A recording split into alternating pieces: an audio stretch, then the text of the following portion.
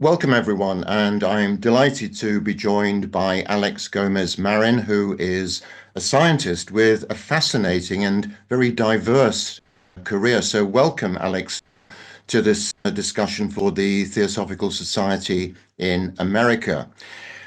One of the things, obviously, we share a great interest in and have a number of colleagues who also share this interest, is this idea of consciousness, which is the big hot topic at the moment. And there are many people exploring perhaps a different idea as to what constitutes consciousness from the view that conventional science may have had, materialistic science.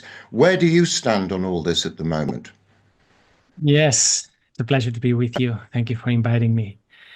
Oh, I don't know where I stand. What I know, what I feel is that consciousness is the great anomaly of science.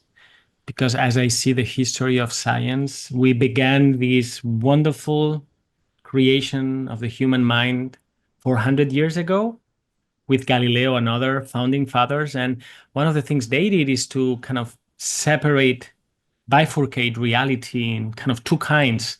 One, that bit of reality that lends itself much easier to mathematization and measurement. And then they left for later, or maybe in those times they left it to the church to deal with the human soul. And so on the one hand, we have, what physics is really good at, things that have contact, velocity, shape, acceleration, position, and then smell and pain and love. Well, all that for later. And the business, as I see it, the business of science went great, of Western science went great for 400 years with physics and chemistry and biology, although I don't think life's problem is solved. Psychology tried to go back to what was left for later. That's why it's psyche logos, but they didn't dare, and so they became behaviorists. And it's only since 30 years ago, for the last 30 years, since Crick, the Nobel laureate, gave the sanction to the orthodox field of consciousness, that it has been happening in a more mainstream way with journals and departments. Before it was taboo, as many of you know. And today, I think we find ourselves getting in a very interesting wild west of lots of theories, lots of philosophical positions at last on the table, not just materialism versus dualism, interesting experiments, and beyond, even what I call the edges of consciousness. So it's a complex, a bit confusing, and interesting moment right now for consciousness studies. Would it be true to say, do you think, Àlex, that science is beginning to lose some of its purely materialistic paradigms? There are people such as Dr. Eddie Billamori, who is saying quite openly materialism is a failed world view. Is this percolating at all into the world of science as far as you understand it? Yes and no. Some days it feels like this. You see, I have a foot deep in the deep in the deep state, in the deep orthodoxy, and another one in the wild heterodoxy, even heresy. So it depends how you look at things. But yeah, things are changing because materialism is dying. I feel materialism is dying, but it will still take some time. There's a lot of inertia, there's a lot of fear. It is dying for many reasons. We could speak about survival research. If there's something that survives bodily death, then immediately materialism dies. So if something survives, materialism dies. That's ironic. And also because maybe that's going into another direction here, I'll mention it. I feel we've had a great deal of isms together for a century or more, and they've been falling apart. So materialism is sold together with reductionism and with mechanicism. And when I wanted to be a scientist many years ago, without knowing it, I bought kind of a three for the price of one. I wanted to be a scientist, and it felt like I had to be also a materialist, a reductionist, and even a secularist, and an atheist, and a literalist, and a positivist. So there are all these isms, and they've been kind of falling apart one after the other. And now there seems to be a coming back of science and spirituality because of this void that science or scientism pushed it away, pushed everything that has to do with the sacred away and said, we'll deal with that. And then they didn't. And so that vacuum now is having this pull force for all these. And it's really varied. You could speak about psychical research, about survival research, about what's going on with AI and transhumanism. Even within orthodox consciousness neuroscience, there's been a recent clash between different theories of consciousness and an adversarial collaboration that turned into something very vicious when one team called the other pseudoscientists. So you see, it's like a teenager phase. I feel like it's like a teenager phase. We're about to start maturating, and yeah, it feels about the time for things for new winds to blow. Of course, Theosophy and the Ageless wisdom tradition, which appears in many different forms and has done down the ages, talks very specifically and centrally to its tenets about non-material forms of consciousness, consciousness which can survive death, consciousness in the form of what some people would call a soul, which is then reincarnated. Now, this is not a popular view among scientists, but no doubt there are more scientists who are beginning to embrace these ideas. For example, the people that work at the Institute of Noetic Sciences, who are looking into telepathy, psi phenomena, and all sorts of other things like that. In a sense, my question is the same as it was last time. How many of the scientists that you're aware of are at all sympathetic to these ideas of non-materially based consciousness, where consciousness is not just an epiphenomenon of the electrochemical activity in the brain, but extends beyond the brain? Is there much sympathy for that? Yeah, it depends. You can ask me the question a third time. I'll try a second time. It depends where you look. If you look east, and I look at my theoretical physicists, my colleagues, because I'm a physicist, but also a neuroscientist, or if I look at the 99% of the institute where I'm an associate professor here in Spain, I would say they don't believe any of what we're talking about, at least in public. The other matter is whether privately, where they're in the closet, they believe those things, or even they know those things. And that's one thing, which is I learned this distinction the other day, and it was useful. There's the orthodoxy, but then there's the orthopraxis. So you see, maybe they're materialists from Monday to Friday, but then they aren't on the weekends. But I don't see a lot of change there. They're just doing their thing. They're just working on the little problem, not trying to cause themselves or anyone else any worldview change. Now, if I look at the other side, and that's what happened to me, I discovered that there's a whole community. I didn't know that there's a whole community that's been going on for decades in each of these different fields, and that's where I met Eddie, and also, people like Bruce Grayson, who's been studying NDEs for decades and been rating at IONS. Well, and yourself, you just mentioned it. It's perennial wisdom. They've known that forever. So it's fascinating. That's why also I think of science. I told you at the beginning that consciousness for me is the great anomaly of science, is that thing that science is now beginning to study. And I think it will break science in a healthy way. It will make it transform. But let's not forget, and I say this very often in outreach talks and also in professional talks, that science as we know it, these 400 years in the West, it's an anomaly itself when you compare it to all other traditions everywhere on Earth forever. So it's only the last few years, 100 and so, 200, maybe 300, that we scientists have been saying, quote unquote, in the name of science, oh, souls don't exist, or telepathy is impossible. They are the minority, and everyone else has known this forever. So I think the challenge now is how can we bring this wisdom in a way so that science can do what it's good at, but without extra limiting itself. Because then we run the danger of scientism. You see, when I study these things, I don't pretend that science is going to be the only verdict. It's just one more way of knowing about reality. So it's a proper measure that needs to be balanced between what we already know and what we can now scientifically investigate.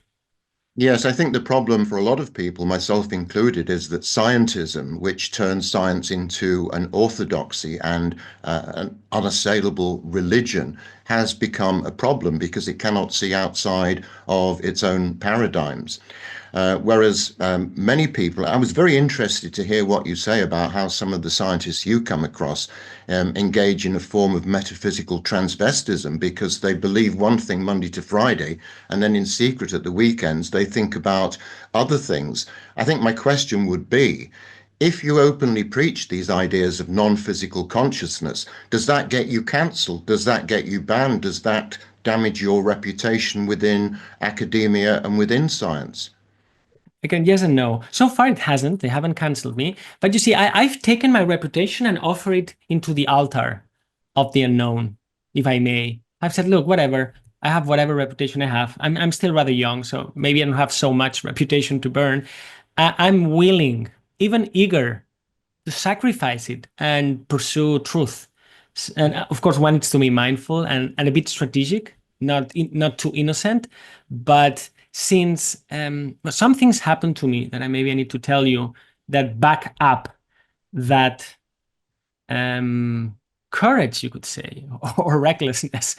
I I almost died four years ago. I had a near-death experience, and I saw the light at the end of the tunnel. There were three spiritual figures waiting for me at the other side, and I came back. So, and I was 39. I was about to be 40 years old. Had a 6-year-old daughter and a 3.5. I was given a new life, and all other things happened to me while there that I think are spiritually very powerful. So I was given that burden. I came back with a blessing. Plus, I had got tenure before that, and so in a way, I feel limited, but also invincible. If I make curse, I don't give a about what they will do or what they will say because that's what I want to study, and I'm lucky enough to be trained as a scientist, and I have experienced those experiences that I now want to address scientifically. And as I was also telling you before, and I'm not alone. I've met a community, and so let's turn. It's a kind of a battle. It's a war. I think it's a spiritual war, but at the same time, is a joyful journey. There's so much to study, understand, experience.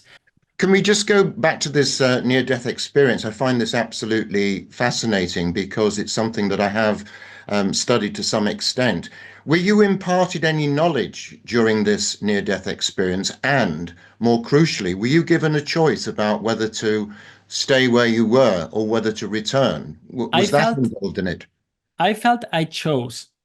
So when I was there at this tunnel, it was a well. I was looking vertically upwards, and I I was telepathically talking to these beings, and it was not thinking or feeling. I knew what was going on. I knew what was at stake. We weren't exchanging words. I knew what was at stake, and I told them I'd rather not to.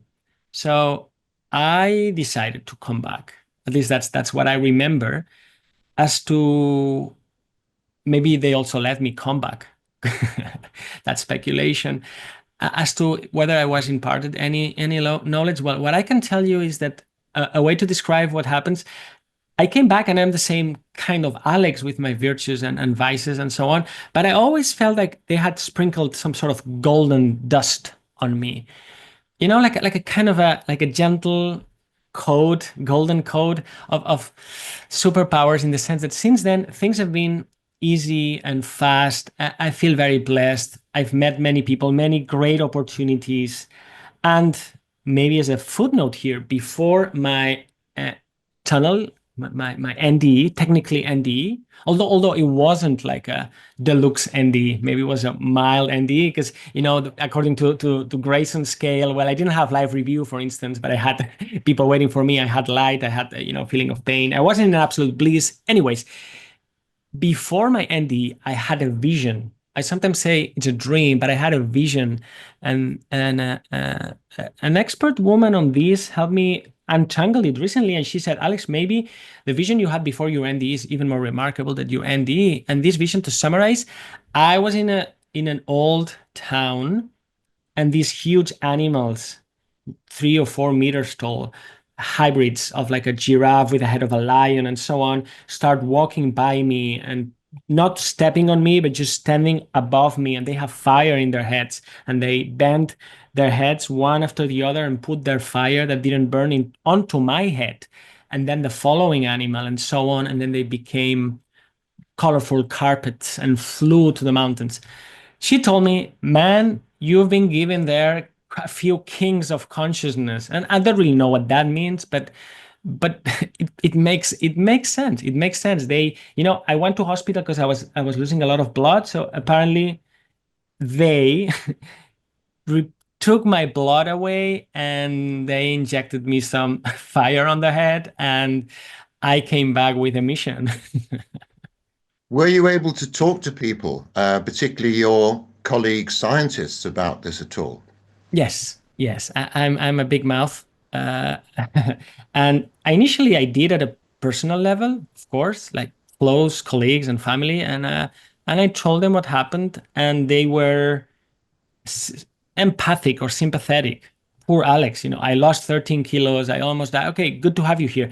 The interesting phase, of course, they would listen if they're your friends for some time about what happened. They're even curious. What the difference is when I wasn't telling them that story at a personal level. It's when I was telling it at a professional level. What I said, hey, hey, hey, but wait a minute. What does that mean for our discipline in neuroscience? What does this suggest about the brain? What do you think happened to me? I mean, you're glad I'm here, of course, but do you think I was hallucinating? Do you think this could have been some other realm of reality? And then my colleagues didn't want to talk so much about it because it's like, oh no, please, let's not go there because I'm not sure what they have to say. So, but anyways, I told it and I wrote it for a major Spanish newspaper a year later, and it was the most read piece of that Sunday. And since then, the more I tell it, the better, because then I feel it gives permission to other people to also tell the story back at me or at their loved ones. And yeah, we pull these very transformative experiences out of the closet. And I think it's a healthy thing. And did this fundamentally change your attitude to death? Did you have any fear of death before, and did you come out of this experience with less fear or indeed no fear at all of it? I would lie if I said I have no fear. I don't want to die, really. And I have a young family and many things. So I'm not sure if I'm afraid of dying, but maybe I'm a bit easy about it. Um, and and I have this attitude. A friend of mine told me once when we were discussing, by the way, some rough struggles I was having with some pushback. And he looked at me and he said, "Hey, Alex, but your soul is immortal. So what's your problem?" And that was like super shocking to me. Like, wow, yeah, okay. So the on the one hand, it gives you a sense of being invincible. On the other hand, one must be very humble and still feel one's own limitations. So I think it's a combination of both. I want to live. I don't want to be going on podcasts or interviews saying, "Oh, no problem. Let's all die. It's great." I don't know. I don't know. I don't have those certainties. Maybe some traditions have them and some masters have them. I don't. I want to live, but I want to live with this kind of mm, what is it? It's not a fake sense of immortality, but this kind of strength that comes from perhaps having been at the other side a little bit and having a bigger picture of what this is all about. Yeah, of course, these experiences do have very profound effects on people. The most famous that I've come across, of course, is Dr. Aben Alexander, the prominent neurosurgeon who was very skeptical about any consciousness beyond the brain until he himself went into a 7-day coma brought about by meningitis. And he went on this incredible journey, which he describes in his book, Proof of Heaven. And others have gone through this, but people still remain very skeptical and put it down to oxygen deprivation or drugs which Yeah. have been administered or some other external force. And it still seems to me that many are very reluctant to get to grips with this idea that this consciousness can go beyond the brain. Are we going to get to a stage where you think this will become a more acceptable view in the coming decades?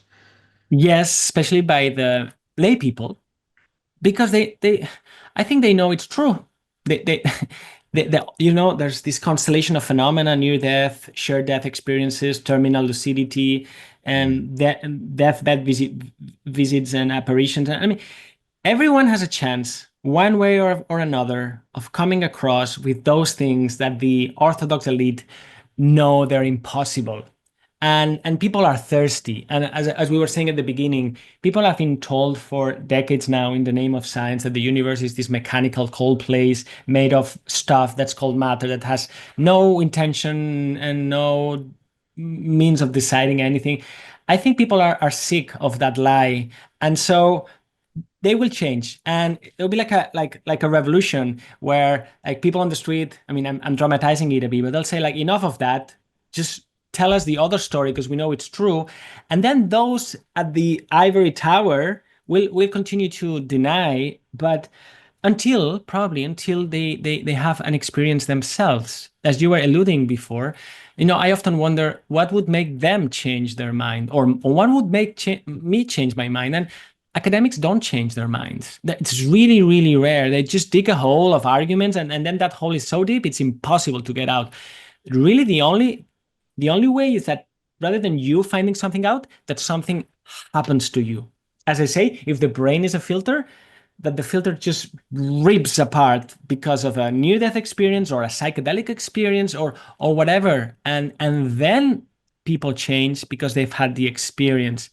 So maybe we need to be patient so that enough academics have the experience. I still try some persuasion. I still write articles. I still try to find the path of least resistance to share some of those insights without scaring them a lot. But then there are people with whom there's no point in arguing about anything because they won't change their minds, because for them it's a kind of religion in the dogmatic sense. For them, scientism is a religion, and no data will make them upgrade their beliefs. Yeah, it's a kind of silo mentality, isn't it? Which also becomes a form of collective consciousness where to stray outside the orthodoxy of that becomes very difficult and very dangerous. But of course, another issue here is the fact that religion still has a very strong grip on a lot of people, and that shapes their worldview. It shapes their views about life and about death as well. So with these combined things, you have the problem of, closed, frozen, ossified minds. And I guess one of the ideas of Theosophy when it came along 150 years ago was to try and break down some of those barriers. And it always said that it was trying to synthesize science, philosophy, and religion. And I think to some extent it has begun that important work. Is there one thing that could happen apart from individual things happening to scientists? Is there some development that could happen that would prompt people to shed their materialistic views as far as science is concerned? Yes, certainly. I mean, we could speak about a civilizational level. So we can have a personal near-death experience, something that goes bad and then reveals this blessing, and we weren't looking for it. And this can happen at the level of our entire species. And maybe that's what we're seeing when I see how contrived the world is and how dangerous things are going. Could it be that we're going through a kind of a near-death experience civilizationally, and everything seems like incredibly crumbling, and it is, and after that we can see a new light, right? So in terms of the arc of history, these things are very mysterious. Another thing that could happen, and I don't want to get into theological mess here, I'm very aware of grace. I mean, on the one hand, there's human will. We need to put our effort, our surrender, our workings, our sadhana. But grace is all over the place. And, maybe that's going to sound too religious. I don't know. Maybe we're all saved by an act of grace at some point, individually, collectively. So And this links to also your reflections about science and religion. As a Homo sapiens, as an animal, we must stand on habits, and habits are to be honored. Thank you. But habits are so hard to change. So as Alfred North Whitehead said, there's habit and novelty. And we all crave for novelty, he said, but we are hunted at the laws of the past, right? So it's this creative tension between our all good habits as animals, and it seems like a pull for us so that we become godlike or in the image of God. And so perhaps everything is part of the same metamorphosis. It's just that we sometimes don't see the big picture and it feels only confusing or painful. But maybe this crisis, this meta crisis that some people say we're going through, it's good news. Maybe it's good news. Well, conflict always accompanies great change, and times of transformation always has done throughout the corridors of history. So perhaps this is the great wake-up call. You do suspect, and when you talk to people and when you see things on the internet and on television, that there is some kind of awakening going on. Whether that is a true spiritual awakening, I don't know, but certainly in the last few hundred years, to accompany science, the human intellect has increased enormously. But perhaps it's time for other parts of ourselves, what we might call the spiritual aspects, to wake up in the way that the intellect has. What do you think?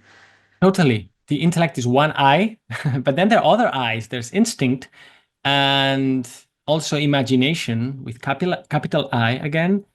And these other powers of ours, we don't seem to practice them so consciously. One of the hallmarks of being rational is to realize when reason is becoming unreasonable. And so once you realize that, you can pretend that this isn't happening and just remain rational, or aspire to some super rational kind of movement. And that's why, for instance, when I went to India, I was very shocked by Sri Aurobindo, for instance, and Mira Alfasa, the mother, and how they were explicitly speaking about these other realms that go above reason. So we need to master reason and bootstrap ourselves with grace and will. And yeah, and Theosophy knows very well. I mean, I don't know very well Theosophy, but I know that Theosophy is really aware that we humans have so many latent powers that we can awaken. So many that sometimes I doubt we really understand what it is to be human. We think that to be human is to, be kind of logical and pay your taxes and be nice to people. But even when people speak about post-humanism or transhumanism, I wonder if they have first achieved what it is like to really to be a human being. Well, I think that a lot of people who talk about transhumanism don't understand what the true human identity is. And of course, the true human identity extends beyond the physical body to an etheric body, an astral body, a lower mind, a higher mind. But we also talk in Theosophy about a sixth principle, which is part of the soul, if you like, the bit that reincarnates again and again and again. And this is sometimes called wisdom intuition, or by the Sanskrit name buddhi. And this is something, a form of perception which doesn't replace the intellect, but somehow transcends it. And you often come across very creative people, Galileo or great artists or composers, who somehow reach into something beyond themselves in order to find the creative fuel that they need. And they don't claim that these ideas are their own. Many scientists have had daydreams and insights when they're walking in the woods, where their intellectual mind has actually been switched off. Do you have any thoughts on that? Yes, some people call it night science. If we're speaking about science, but of course this happens in art, in the humanities, and so on. But yeah, I don't recall now the Nobel laureate in chemistry who dreamt about the structure of benzene, was it? And it was like Yeah, Kirkule. yeah, and Kirkule. it was the Ouroboros, I think, right? The snake, and also Einstein had this dream at Ulm, I believe, where I think Descartes also had the dream at that very particular city, and an angel appeared to him and told him, "You shall conquer nature through measurement." So these geniuses are geniuses, and they're also receptive to those ideas. Then they need to work them out and polish them, and perhaps the final product is what we show society, what we tell society. That's why, by the way, it's so important to practice a new kind of science outreach. I try to do it as often as I can, where I invite people to the backstage and I say, no, it's not the man with the white coat, the scientist telling you in 13 seconds on TV, we now know that. No, it's everything that's behind. It's like things we don't tell you because everything is more messy and rough and serendipitous than we wish to show it to the world, definitely. And I have huge respect for Theosophy. I learned so much with Eddie Billy Moria. I'm so thankful to him because look, even those of in the community that we're studying survival, what survives as the bodily death, and these are kind of at the forefront in science because at least they don't just halt the entire enterprise by saying, of course, nothing survives. No, they look at mediumship, they look at NDEs, they look at reincarnation cases, and so on. Okay, I recently asked them, the glorious community of legendary people, we are pretty sure that something survives, but do we have a sense of what it is that survives and for how long? And we were all quite puzzled. And then I remember, well, I did this series with Eddie, and he explained to me, like, there's 7. I remember there are like these 7 layers, and some, I think 3 or 4 are mortal, but then the other 3 are immortal. And then there are these time scales where these bodies progressively decay. So you see, we even the forefront of science even needs to catch up with that wisdom. In the same way that when we have these conversations with materialists, it's like kindergarten. We're still discussing whether mind can outlive the death of the brain. But if we would ask them or us, but can you differentiate between mind, consciousness, personality, spirit, soul? Consciousness will be like, well, it's kind of the same thing, and we're trying to make a point for them as opposed to the brain producing them all. So we still need to learn many colors and many chords and notes in this in this spectrum of wisdom. So you see, that gives you a sense of how, in a way, how advanced science is, and how much it has to still catch up with wisdom, with ancient wisdom. Yes, the third object of the Theosophical Society, as you alluded to the fact that we do have these incredible latent powers, the extent of which we really don't understand. And the third object was to investigate these powers latent in human beings, but also the unknown laws of nature. And it strikes me that one of the things that Theosophy should do now that it's reached this epic milestone in its history, 150 years, is to start cooperating much more with sympathetic scientists. And I've been calling for this for some time. And so these dialogues, when they open up, I think are enormously important in creating a new channel. It's not either spirituality or science, but it's got to be some kind of blend between the two to create a new pathway. Totally. But there's a sacrifice. That's how I feel about it, etymologically. I mean, I don't mean we need to suffer. I mean, there's something that need to be sacrificed in an altar, and we need to change as scientists. I've been going around the idea of the future scientist already for a few years.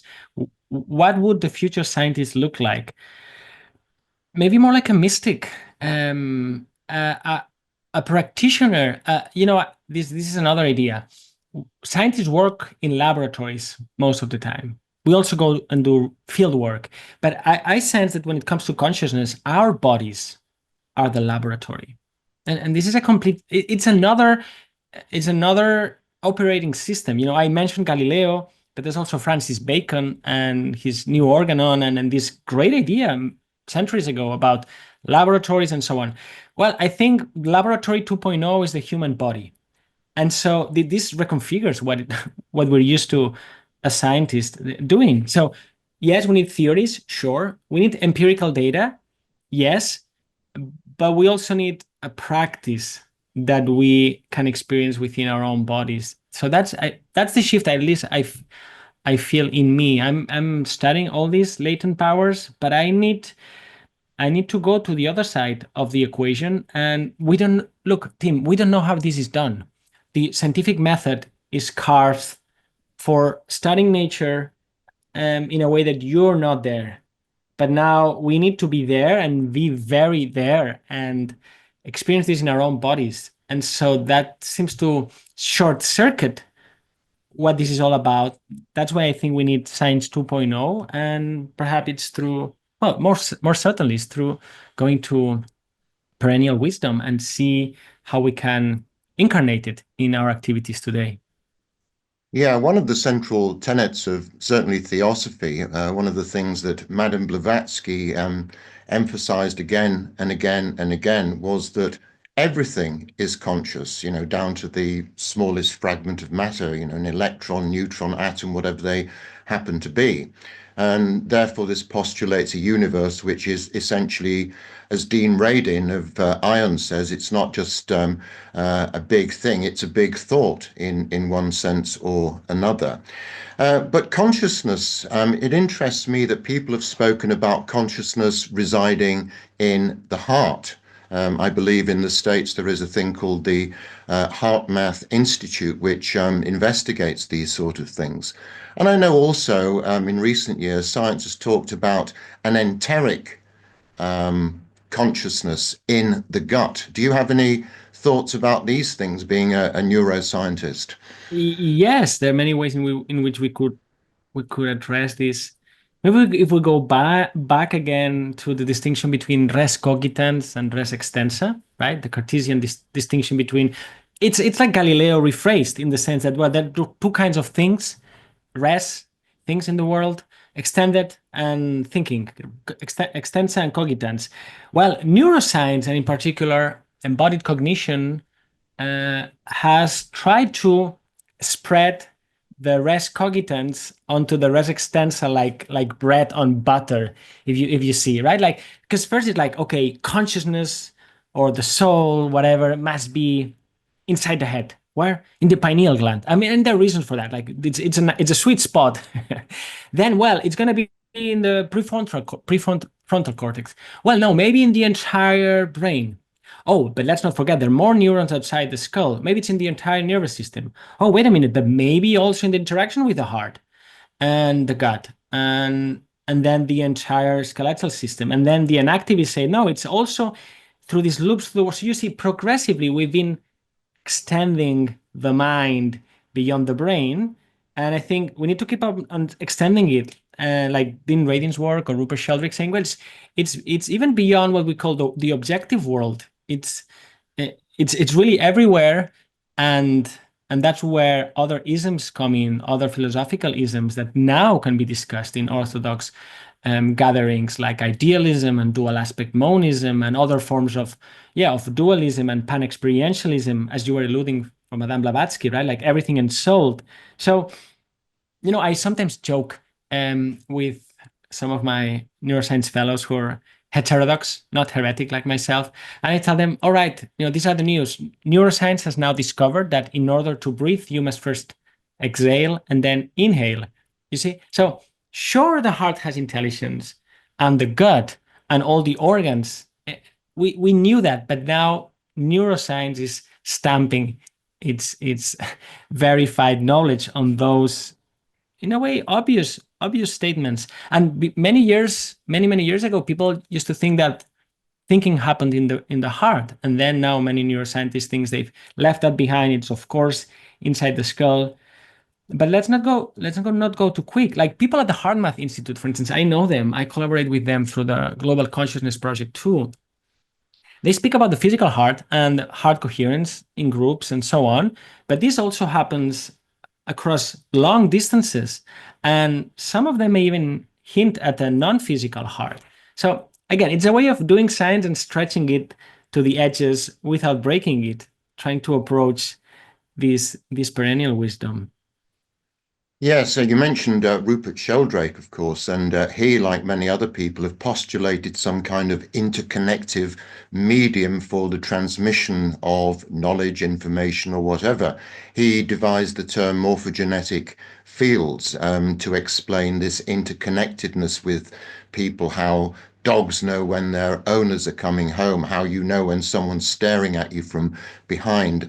And this is an idea which has had some credence down the years, but it doesn't seem to be something which is widely accepted at the moment, this idea of fields, or am I wrong about that? Yeah, I think you're right. Rupert is a pioneer. He's a friend of mine. We speak very often. It's amazing. He's 82, I think, now, and he keeps on trying to find new ways to empirically demonstrate or validate those ideas.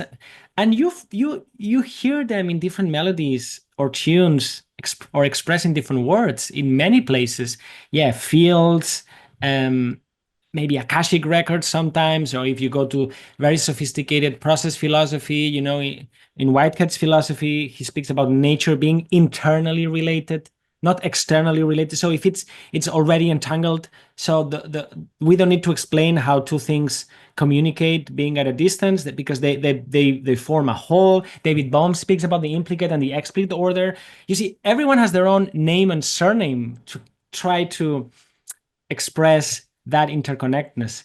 One thing, by the way, that's very important about Rupert's morphic fields that I think is overlooked, it's not just that they connect nature, they are repository of memory. This is very important. It is where kind of this Platonic realm, it's a mystery why the Platonic realm, if it exists, decides that it's worthwhile having good enough triangles here in nature as opposed to the perfect ones there. And what does nature do to enrich the world and maybe enrich those Platonic realms? So yeah, his idea that memory is inherent in nature. And so anything that happens in evolution, in daily life, in a way accumulates and enriches the whole. This is a very Bergsonian idea. I'm fascinated by the philosophy of Henri Bergson. And yeah, he was a pioneer of this notion of time when it comes to physics. He had this clash with Einstein. Time when it comes to neuroscience. He has this book on matter and memory, and time when it comes to evolution. So this is the second aspect of the morphic field. It's not just something that connects everything.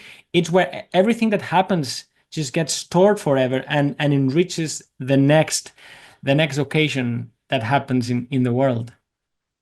Well, in Theosophy and other traditions, we talk about the Akashic records, this indelible record of everything that's ever happened, being located on the astral plane or part of the astral plane. So maybe these are areas of commonality between science and between other traditions. The other thing that really interests me, and I read this all the time, the fact that science can't see 95% of the universe. The figure varies, and they ascribe the rest of it as dark matter or dark energy. I wonder whether these things, this dark energy and the dark matter, might correspond to some of the non-physical states that we talk about in the perennial philosophy, things like the etheric, the astral, the lower mental. Is it just a question of differences in terminology? Because often, as I'm sure you're aware, it's the words and the terminology which often prove to be a great stumbling block and a great division in people understanding one another. Yeah, that would be best case scenario, that those things my physicist fellows call dark matter and that energy are real things, real phenomena, real happenings that correspond to these other terms you use. Because I sometimes think it's just an artifact of cross fantastic abstractions that lead you to a dead end, and you're stuck with that. Because if sometimes we don't have time to do that, but if you trace the ontogeny, the developmental history of an idea, it's like, okay, we see this moving, we rewind, and then we project back that, okay, if we zoom back in time, everything was coming from an original point. Okay, there must be an explosion, let's call this the Big Bang. But then they need to explain other things, and then they don't see the motion that it was supposed to be, and then they call it. I mean, this is the business of physics. It's great. I mean, it's very audacious. Like 100 years ago, when they were starting to postulate all these virtual particles, okay, we don't see something. Well, there must be some sort of antimatter And well, they weren't doing this flippantly. They had proper equations, they built instruments, they kind of found those virtual particles. I'm just trying to say, I'm not even convinced that dark energy and that matter are real. Maybe they're just telling us there's something's really wrong with the way we've been speculating about the physical universe. And there's also dark life. Fungi were ignored for a long time. We didn't even know they were here. And now we know they're everywhere and they're amazing. And the same with dark mind, even. Before we discovered that there's such thing called as the unconscious, and it's taking care of a lot of what we do. And so either as an artifact or as something that's really there that we can see, we need to pursue it because it's an anomaly. In fact, back to the very first question you asked me, consciousness, that's why I say consciousness is the anomaly of science. Consciousness is the blind spot of science. Consciousness is what allows science to take place in the first place. And it's what so many scientists can't see. And it's the very thing that allows them to see everything else, right? So even there, using this metaphor of the optic nerve, that's what allows you to see, but you don't see that when you have something hitting right on top of your optic nerve, you don't see that thing. I'm not playing with words, right? So fascinating, the many things that we see and that we don't see, and that we don't see that we don't see. Well, finally, Alex, could I ask you, are you conducting any work, any research at the moment which is directly involved with the study of consciousness? Yes, too many things actually. I'm doing too many things. On the theoretical side, I'm working at the forest level, not at the trees. I'm working with Robert Lawrence Kuhn in continuing to delineate and organize this landscape of consciousness, these 225 theories.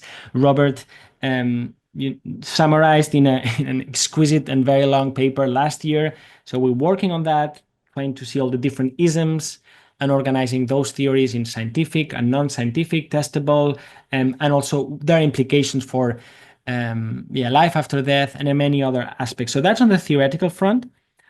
On the empirical front, I could say I'm working on 3 different projects. One is mind sight, also called extraocular vision. It's a form of clairvoyance, you could say, or it's the hypothesis that there's this form of perception that goes beyond the 5 senses. I mean, that's no big news for theosophy and other traditions, but we're just trying to nail it down with proper controls. Then on the survival front, well, I work with a couple of hospitals studying near-death experiences and terminal lucidity, and also with another large international group of collaborators. So this is difficult science to do because, of course, you cannot bring it to the lab. You need to go where it happens, and it has this strong human aspect that needs to be dealt carefully. So that would be a second one. And a third one, I'm participating in these discussions and analyses that we do actually through the HeartMath Institute about random event generators and what they tell us about global consciousness, if anything, if it's a mind over matter effect, a collective mind over matter effect, if it's another kind of psychic effect. So and other things, actually, really too many. I'm just trying to see what's out there. I'm new to this team. I am new, and so I'm trying to see what's there, and I'm playing with it to see how science, or the way I know how to do science, may be of help. And maybe a third thing, I said theory, empirical work, and to me science stands on a stool, 3 legs: theory, experiments, and media. So by chance, and necessity, maybe I've become an activist. So I go to many interviews, podcasts, outreach, and I try to preach to the future choir and to tell them, look, this is another model for a scientist, someone who's not coming here to tell you what's true and what's not. I'm not coming with certainties. I'm just coming with more and more fascinating questions. So I'm trying to humanize science by presenting myself as this kind of energetic, curious, vulnerable person that doesn't really know where it's going, but it's a fascinating journey. So I'm taking that job more and more seriously. If you have 30 seconds more, Tim, why? Because I've realized we can play, and we must play the game of science as we know it. Theory, paper, submit to a journal, editor, reviewers, These is so slow and so ineffective. They don't let you publish it, you resubmit, and then years go by. We have some sense that there's an urgency into communicating this into the world. So I'm also exploring kind of a bypass, which is, okay, let's not wait for our dogmatic skeptics to say yes to this before we can tell it to the world. Let's also start telling it to the world, because people have experiences. They're their own experts in their experiences. And so both lanes, I think, are fruitful avenues. Àlex, thank you so much for your insights in this interview. Thank you for taking the time, and thank you for coming up with such original and interesting ideas to prepare us all for the scientific revolution which is coming. Àlex, thank you very much indeed. Delightful questions, Tim. Thank you.